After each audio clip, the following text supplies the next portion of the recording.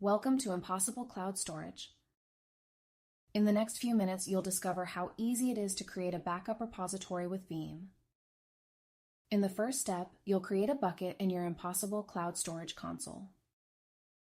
To use the immutability feature, you'll need to create a bucket with versioning and object lock enabled and retention disabled. Remember that enabling object lock and retention rules prevents any changes or deletions to the data in the created bucket for the specified time frame. Access detailed instructions and explanatory screenshots for creating an appropriate bucket at Impossible Cloud Storage documentation webpage. The second step is to install Veeam. Consult the Veeam documentation and install the appropriate product version you'll use. For this tutorial, we'll use a Hyper-V example. The third step is adding an object storage backup repository. To do this, navigate to Backup Infrastructure, select the Backup Repositories option, and add a backup repository by right-clicking.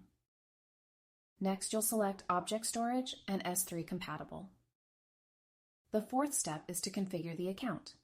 Enter the information for your service point, which is your endpoint address, and ensure the bucket region is correct. Enter an Impossible Cloud Storage console's root user or IAM user access key and secret key. If you have a specified IAM user, ensure that user has appropriate permissions for the bucket you're going to use. Then use the connection mode, direct or default.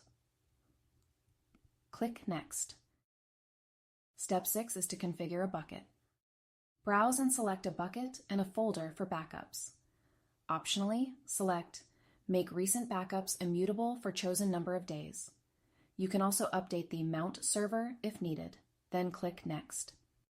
Finally, you'll review and apply the settings as shown in the Veeam documentation.